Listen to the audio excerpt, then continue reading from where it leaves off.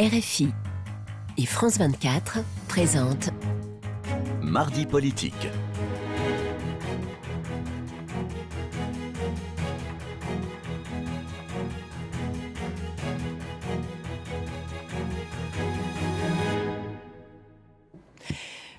Retour dans Mardi politique sur France 24 et RFI avec Frédéric Rivière. Notre deuxième invité est Olivia Grégoire. Bonsoir. Bonsoir. Vous êtes la nouvelle députée La République En Marche dans le 15e arrondissement de Paris que vous avez arraché, c'est le mot, à la droite et à un baron des Républicains, Philippe Goujon. Vous étiez chef d'entreprise, spécialiste en communication et d'ailleurs vous veniez souvent sur ce plateau pour parler communication politique.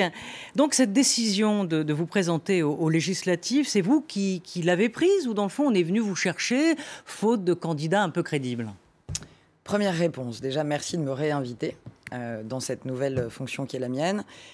C'est moi qui ai envoyé ma candidature, un peu tardivement certes, mais c'est moi qui ai aussi... Qu'est-ce que vous appelez tardivement? En mai, début mai. Comme vous l'avez dit, j'avais mon entreprise. C'est pas simple, hein, quand on a une petite entreprise, c'est un choix de vie, de mettre en balance 4 ans de travail au quotidien, où je travaillais déjà 18 heures par jour, des clients, des prestataires. J'ai donc pris le temps de réfléchir, de peser le pour et le contre. J'étais au plan programmatique proche et je me reconnaissais et j'ai été... assez active au sein du programme, dans le cadre du programme. Et puis, lorsque les investitures sont arrivées, effectivement, cette 12e circonscription de Paris n'était pas encore prise. 12e circonscription qui compte le 15e Nord et le 7e Sud, et qui était dirigée, effectivement, depuis 1983, en tout cas, en termes de mandat, depuis maintenant 9 ans, par le même député-maire, Philippe Goujon, qui est lui-même au Conseil de Paris depuis 83. Donc oui, une baronnie de droite, une circonscription très difficile sur le papier à obtenir. Elle faisait partie, d'ailleurs les confrères médias l'avaient citée comme une des 3 imprenables, avec le 16e arrondissement et le 17e vous avez été arrondissement. Surprise, alors. Même vous n'y croyiez pas? Sur l'investiture? Non, sur le fait de gagner. Le résultat. Parce que sur l'investiture, je pense que ma combativité naturelle a peut-être joué. Ils savent que je suis une femme de combat, que j'en ai eu plusieurs à mener dans ma vie, et peut-être que le profil, certes féminin, mais femme de poigne, a peut-être joué aussi. Parce que les femmes savent être aussi des femmes de poigne. Vous dites femme de poigne. La vie a fait en sorte que je suis plutôt une femme de poigne et plutôt indépendante. Parce que la vie n'a pas été pavée de roses en ce qui me concerne et il a fallu se battre. Et comme je le rappelle souvent, d'ailleurs, je l'ai rappelé il n'y a pas longtemps à monsieur Calfon, je crois que personne n'a aujourd'hui sur le champ politique de monopole, que ce soit le monopole des salariés, tout à fait, qui parle beaucoup des salariés. Socialiste. Oui, alors c'est très bien, mais je pense qu'il n'y a pas de monopole aujourd'hui et que c'est aussi l'intérêt de La République En Marche. Il y a des gens qui ont été comme moi, salariés, mais aussi chefs d'entreprise, même au chômage et même au prud'homme, vous voyez. Donc, mais alors, pourquoi vous finalement? Ce que vous dites, c'est ça, c'est ce caractère bien trempé, parce que vous avez été choisi à la dernière minute. Vous dites que vous avez déposé votre dossier de candidature 15 minutes avant la clôture officielle. Alors, à la préfecture. À la préfecture. Oui, oui. Donc, ça s'est joué à très peu. Alors, oui, ça veut dire que vous avez coiffé au poteau tous les autres au dernier moment? Je crois pas. Sincèrement, pour être dans La République En Marche depuis un moment, c'est pas l'esprit. D'ailleurs, ma suppléante est une candidate qui n'a pas été retenue. Vous voyez bien qu'elle a été à mes côtés, pour le coup, pendant toute la campagne. Donc, j'ai coiffé... personne, c'est pas le sens, je pense, du choix de cette investiture. D'ailleurs, j'ai tout de suite eu l'intégralité des militants, des marcheurs dans Marche Paris 15 et dans Marche Paris 7 à mes côtés sur les premiers marchés. Enfin, il n'y a pas eu de temps de latence au niveau militant. Donc, je pense qu'ils attendaient un candidat ou une candidate. Et ce qui était important, c'est qu'il y ait quelqu'un pour prendre ce flambeau et partir au combat face à Philippe Goujon. Ça a été extrêmement rapide. Effectivement, on a fait une campagne de terrain. J'ai pas pris de permanence. On n'a pas fait les choses en bonne et due forme. J'ai même eu ma propagande, comme on dit, les documents de propagande, je sais pas, 10-15 jours après avoir commencé la campagne. C'est-à-dire que j'avais beaucoup de gens sur les marchés, dans les métros, qui me disaient « Mais où est votre photo? Où est la candidate ?» Et je disais « Mais je suis la candidate et aux côtés du président. » Et on me demandait où étaient les documents. Mais il faut du temps pour imprimer des documents entre l'Ascension, accessoirement, et la Pentecôte, quelques jours fériés. Et donc, de briques, de broc, mais avec beaucoup de motivation. On a réussi à faire campagne. Faire campagne, c'est aussi beaucoup le terrain. Vous savez, j'avais un adversaire que j'ai vu peu à peu arriver sur le terrain, le danger approchant, mais les premiers jours, je n'ai pas été étouffé. Il était un peu sûr de son fait. Pour mieux vous connaître sur votre engagement politique, vous avez travaillé à Démocratie libérale, aux côtés d'Alain Madelin. J'ai milité, pas travaillé. Ouais, Alain Madelin, on peut dire, lui, c'est pas un gros mot, que c'est un vrai libéral, pur sucre. Oui. Vous aussi ? J'ai évolué. C'est d'ailleurs pour ça que je ne me suis pas, et ça ne vous aura pas échappé, réencartée, comme on dit, depuis 2001. Je suis une femme libre, même si j'ai travaillé, et comme vous le savez, vous avez comme travaillé en cabinet avec M. ministériel Raffarin, avec d'autres. J'ai effectivement démarré en tant que contractuelle, plutôt au sein du centre-droite, et dans cette majorité raffarinienne de 2002.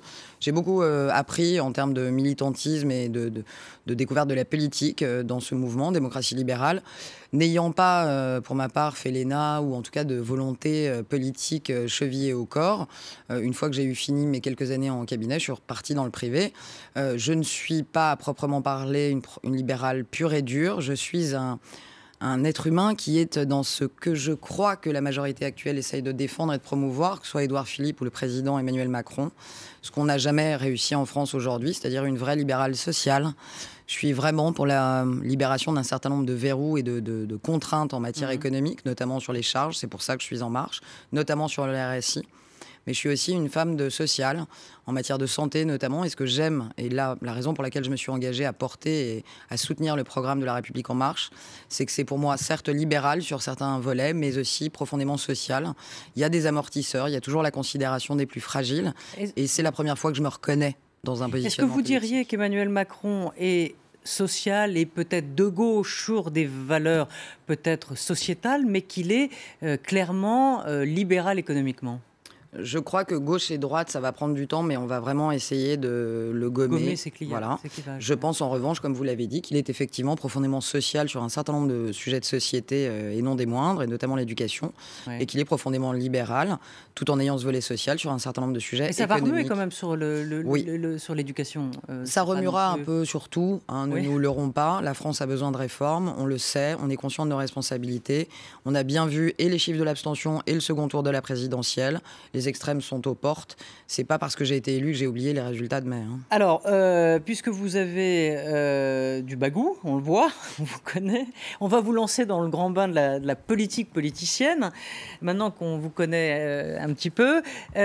Sylvie Goulard a annoncé qu'elle démissionnait pour mieux se défendre, dit-elle, sur l'affaire des assistants parlementaires du MoDem. Marielle de Sarnez, visiblement, hésite, mais peut-être qu'on ne va pas lui faire hésiter longtemps. Richard Ferrand part aussi. Est-ce que vous pensez que, François, il peut y avoir 2 poids 2 mesures dans ce gouvernement et garder le président du MoDem, garde des Sceaux, à son poste ? Alors, puisque vous l'avez dit, vous me jetez dans le grand bain, je vais vous répondre en nageuse. Je pense, et je serai comme ça tout au long de ce mandat, que typiquement un député qui relève du législatif n'a pas nécessairement à commenter ou à donner son avis sur ces sujets exécutifs. Oh, mais vous avez du métier. Non, mais je pense que ça fait partie des choses qui déstabilisent un peu, parce que ça fait des années maintenant qu'on a une pratique démocratique qui est différente. Les premiers jours, en fin de Conseil des ministres, quand personne ne parlait, tout le monde était un peu déstabilisé. Ce sont de nouvelles pratiques, on les a critiquées, on les a... Je crois que vraiment La République En Marche et le président de la République et son Premier ministre essayent de faire les choses autrement. Donc moi, aujourd'hui, jeune député, fraîchement élu, j'ai rendez-vous demain matin à l'Assemblée pour m'inscrire. Vous imaginez bien que je n'ai pas aujourd'hui, d'abord, aucune légitimité. Et je pense que ce serait une erreur en tant que représentant du pouvoir législatif d'aller imaginer ce qu'il y a dans la tête de ces personnes. Ce qui est sûr, c'est que Sylvie Goulard, mais ça je peux vous le dire au plan personnel, tout en étant députée, est une femme que je respecte beaucoup et que j'espère que quoi qu'il advienne, nous aurons le plaisir elle a pris une décision qui est en accord avec elle-même, C'est une femme de décision, c'est une femme de poigne, et c'est une femme, je pense, qui réagit avant même qu'une suspicion ou autre puisse venir. Voilà, elle est fortement responsable, et c'est ce qu'elle a dit, forcément consciente de sa responsabilité en étant chef des armées, c'est pas rien, l'exemplarité n'est pas un vain mot. Et je pense que, d'ailleurs, il faudrait peut-être se souvenir, et j'ai quelques souvenirs de ministres de gauche, par exemple, qui ont pu démissionner et être parfaitement blanchis après, reprendre des fonctions. Donc je pense que la posture de responsabilité est importante. Si elle le fait, c'est qu'elle a ses raisons. Peut-être qu'il y a d'autres raisons aussi, et on verra ce qui se passe dans les jours prochains. Mais moi, je ne suis qu'une députée, mon job, c'est le législatif. Oui. Ce qui m'intéresse, c'est ceux qui seront sur les bancs autour de moi. Olivier Grégoire, on comprend bien, au fond, l'embarras que peut représenter cette question si vous vous mettiez à critiquer François Bayrou, ministre de la Justice, alors que vous n'avez même pas encore votre mallette de député, vous n'avez pas encore la cocarde. Cependant, vous dites, moi je suis législatif, eux ils sont exécutifs, mais l'un sans l'autre, ça ne fonctionne pas. Certes. Vous savez très bien que vous êtes élu député pour travailler dans cette majorité et pour soutenir, appuyer les textes du gouvernement dans lequel se trouve François Bayrou. Tout à fait. Donc la question... Au fond, il n'est pas illégitime de vous la poser. Non, mais il est légitime que moi je refuse d'y répondre. Si vous me Disons qu'il est l'autorisez. habile. Je ne sais pas si c'est légitime, mais il est compréhensible que vous refusiez d'y répondre. Oui, et je maintiens que je n'y répondrai pas. Mais pourtant, je crois avoir lu une citation de vous disant je suis une femme de caractère, ce qu'on voit bien, ce qu'on sent bien. Pour autant, et ne comptez pas sur moi pour être le petit doigt sur la couture du pantalon. Je serai une députée libre, active, et je ne serai pas aux ordres. Donc, aussi bien, vous pourriez avoir une liberté de ton qui vous autorise, Je pense que nous à aurons- minima, une Que interrogation vous sur allez le cas acquérir Bayrou. petit à petit, mais vous Premièrement, attendez et je pense que nous effectivement aurons de- bien d'y d'autres entrer, ouais. occasions, et vous aurez, je pense, et je l'espère, d'autres occasions de m'inviter sur des textes discutés au Parlement, où là, il faudra s'exprimer et avoir des convictions, et je serai ravi Oui. de venir les défendre, mais plus sur le RSI, si vous voulez, ou sur le programme de la santé, aujourd'hui, que sur le casting d'un gouvernement. Enfin, Votre expérience de chef d'entreprise vous donne aujourd'hui eh bien, des arguments encore plus forts et surtout une clarté sur les problèmes qu'il faut lister aujourd'hui dans ce pays. Oui, et 3 fois oui. J'ai d'ailleurs j'ai eu le plaisir de parler un peu à la presse internationale, puisque je le faisais aussi en anglais avec vous, mais je trouve ça important de parler aussi à la presse internationale pour décoder. Je trouve assez étonnant dans ce que je lis parfois, cette histoire de renouvellement avec ces procès en incompétence qu'on fait aux 300 et quelques députés de La République En Marche, alors même que les Français et nombre de politiques se plaignaient quand même d'une politique qui était devenue un peu trop politicienne. Il y avait beaucoup de salariés de la politique, d'apparatchiks politiques. On est un peu souvent dans la double contrainte en France, c'est-à-dire qu'on veut du renouvellement, et puis alors une fois qu'on a un personnel politique renouvelé, on le suspecte d'être complètement idiot. Je rappelle souvent qu'en 2012, il y a des gens extrêmement bien comme Olivier Véran, qui était neurologue au CHU de Grenoble, qui sont devenus députés. Il n'a pas fait une formation de député pendant 2 ans pour savoir voter des textes et porter haut et fort des rapports pendant la mandature. On ne pose pas cette question, par exemple, à M. Mélenchon, qui n'a jamais... Il a été sénateur, mais il n'a jamais été député. On lui a posé la question de savoir s'il allait savoir écrire un amendement ou une... Donc Un je trouve ça... professionnel de la politique. Oui, mais je trouve ça un Oui, peu d'accord. illégitime, et en plus je pense que, enfin j'espère que nous serons accompagnés, formés. On n'est pas plus bêtes, je pense, que d'autres. Ce qu'il y a de certain, c'est que moi j'ai beaucoup parlé aux commerçants. Je suis dans une circonscription où il y a notamment une rue qui s'appelle la rue du commerce et la place du commerce.